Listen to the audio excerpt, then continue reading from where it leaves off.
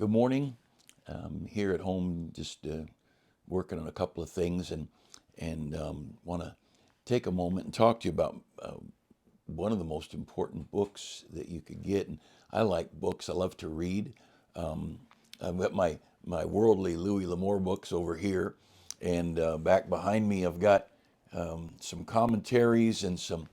And not I don't use commentaries a lot. I use some study books, and this is a book I mentioned before, "The Christian in Complete Armor." These giant books that take me forever to go through, and I don't mind some old secular work. Here's the complete works of Alexander Dumas. He's the one who wrote. I'm blanking on some of the some of the books now. Try to start talking off the cuff here, but there's some old books, old English literature's got a lot of good stuff like this, and I think we ought to read and be well rounded. I enjoy my Baptist history, and I enjoy biographies. I've got shelves of biographies, and I love the stories of great Christians. In my Sunday school class recently, we do some trivia each morning, and one of the questions was, what job did Molly Pitcher pick up after her husband's death? Well, he was a guy who ran a cannon in the Revolutionary War, and when he died, she took over his cannon, and it was a great story. Molly Pitcher is quite a lady. But talking about books that are of value, books that are important, is our hymnal. And I would encourage you to keep a good relationship to a hymnal. You go to a thrift store, you see a hymnal, buy it, and especially old ones. Not that if I don't know if there's new hymnals out, but these old hymnals, these books will help you, and they'll encourage you. They'll help your prayer life. They will help you express feelings, and in Psalm or in Ephesians 5:19 it says, "Speaking to yourselves in psalms and hymns and spiritual songs, singing and making melody in your heart to the Lord." That goes right along with being filled with the Holy Spirit in verse 18. So in verse 18, be not drunk with wine wherein is excess, but be filled with the Spirit. In verse 19, speaking to yourselves in psalms and hymns and spiritual songs. Holy Spirit fullness goes right along with a good relationship to spiritual songs. And everybody knows how powerful music is. Whether it be in a bar room or a church or a jungle voodoo thing, everybody uses beat or rhythm or songs of some kind.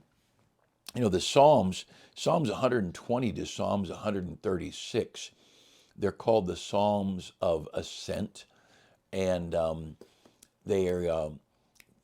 Jerusalem is built high above the rest of the area, and so as people traveled to Jerusalem for worship, they would sing as they traveled. But when they got close and they started going up the hill, those were the songs, "We're almost there, and we're looking unto, I'll lift up my eyes unto the hills from whence cometh my help." And those psalms, it's like we have Christmas carols that are more geared around a seasonal time. And so the Psalms of Ascent were geared around, not that they weren't used year round, but they're especially used as people came to Jerusalem to worship. And Colossians chapter 3, verse 16 goes along with Ephesians, teaching and admonishing one another in psalms and hymns and spiritual songs, singing and with grace in your heart unto the Lord. So we're to teach and admonish one another with psalms and hymns. Music is teaching. Music gives you good doctrine, and these hymns, we're marching to Zion. There's just what a day that will be when my Jesus I shall see, and little as much when God is in it.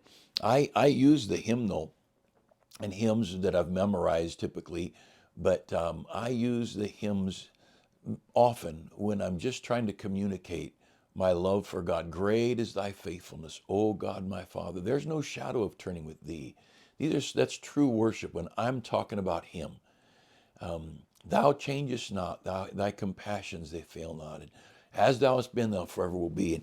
And songs like that, songs and hymns, they just do so much for the child of God. And I want to encourage you, when you have a few minutes free, don't turn the TV on, open a hymnal and read a few hymns, and you'll find favorites and some that stick with you. Um, what we have to keep in mind is the power of music. Try muting a commercial and see how ridiculous it looks. A chase scene in a movie, mute it and see how it takes the intensity off. Cartoons use music. The old day cartoons.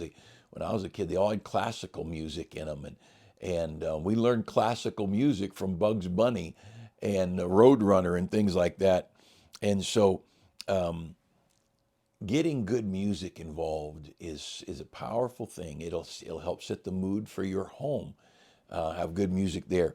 I use hymns. I just oh, worship the King. Here's one of many songs.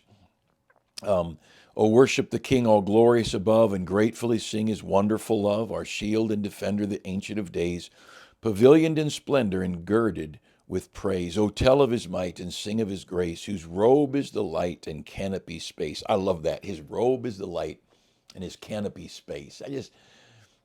These are not hard words to understand, but they're rich in the way they're put together. And whether it be, come thou, almighty King, help us thy praise to sing. A mighty fortress is our God.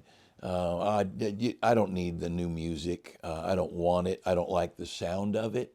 And I don't mind new songs as long as they don't sound like the world that I got saved out of.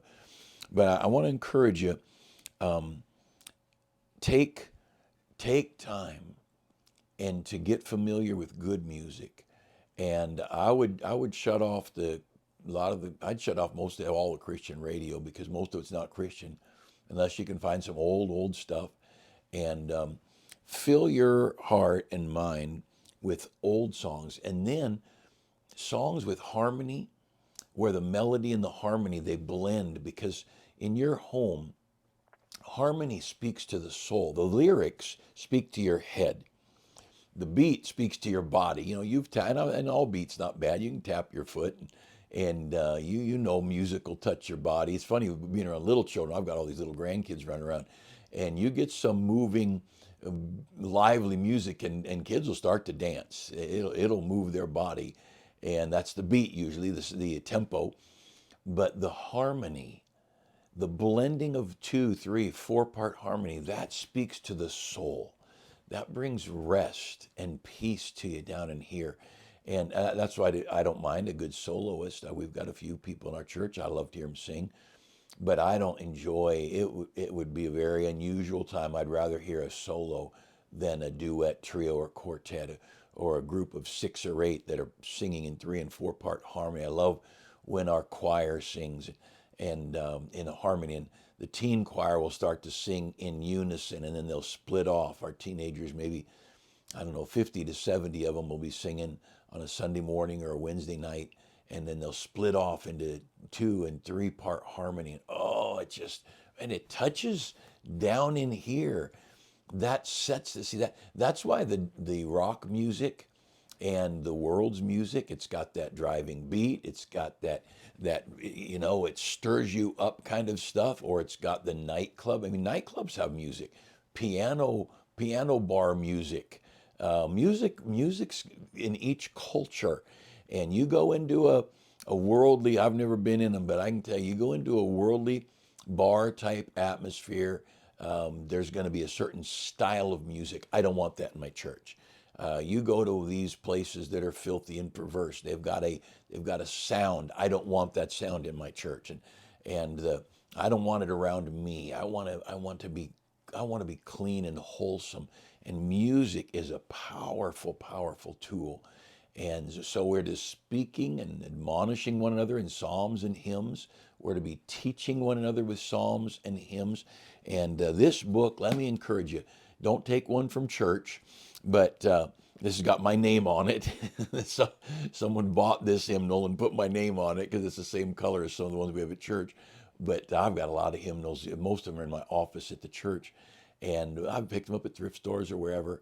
Just good old hymns. I think one old hymn, I never even have heard it sung. launch out in the deep, push away the shoreline, and be lost in the fullness of God. And the hymn just talks about we're clinging to the security of what we see and touch, and we're not launching out in obedience like a ship getting away from the shore. And get out there and trust in the love of God. And so much of messages that are powerful for the head, lyrics, for the soul, that harmony and melody. I think it's great if you can get your kids to learn music. Some of you, you adults, you played music instruments at one time or another. You ought to get those out and join up with your church orchestra. And you say, well, I couldn't play anymore. Oh, you sure could if you tried. You can start up. And what's really funny is a lot of times when people retire, they act like they've got no time to do something. Well, of course you got time. You're retired. You used to work 50 hours a week, and now you've got time. Now, I know now you spend all that time trying to get a doctor's appointment, but good music. And join us. Go to church and sing, and pick out a harmony part to sing. Add to the ambiance of the service when a person comes in and they hear a whole congregation singing in harmony. Oh, it's beautiful. I remember being in Fiji, and my wife and I visited a church there, and I was able to preach for them. And is a very mixed crowd of people. They weren't all Fijians. They were people from different places, but they sang, and a cappella even. They sing, and you hear the harmony. And I was talking to a friend of mine, Brother Doug Fisher, when I got back, and I mentioned that. He said, oh, those islanders, he said, they're born singing harmony. They've got something deep down inside, and it's beautiful. It just speaks to your heart when you come in. And I want to encourage you, keep good music at home, and help your kids get around good music, and protect your home from the music of the world. And we many years ago, we'd gone on occasion to Magic Mountain with the teenagers. We went a few times, but in the long lines, they'd have TV going with music videos, and here they're things that I don't believe are right. And my kids are having to sit for 45 minutes watching these TVs. And then you can look away, you can still hear the music while they're waiting to go on a ride. And I said, we're not going back. We're just not. Because you got a 3-minute ride and a 40-minute rock concert. And then another 40-minute rock concert, another 3-minute ride. We're just not doing this. We're not going there. I'm not going to let our body and soul be given over to music that is not going to draw us near to God. And people can't understand. When I was a kid, all the music, even the unsaved people, music was harmony, a lot of love songs. And you go through the 60s and 70s, and there was some rock music around, but most of the real popular music, it had beautiful harmony. And even the early Beatles music, had beautiful harmony in it. And I'm not endorsing the Beatles, of course, but even the secular music had it. But there was a transition going on in our country, and it moved into our churches. And we lost this beautiful music with beautiful harmony and beautiful melody and lyrics that touched the head and communicated truth. And make sure you got a hymnal around and look at it, read it sometime. Get some hymns that are your hymns that you love, and let's let music do what God designed it to. Read over in Ezekiel 28. You see the devil. He was the guy in charge of the music probably, and built into his body were musical instruments. And I don't think the devil's not got his own hand of his own style of music. He does. And so we want to keep godly music in our lives. Hey, have a great day. Thanks for joining us.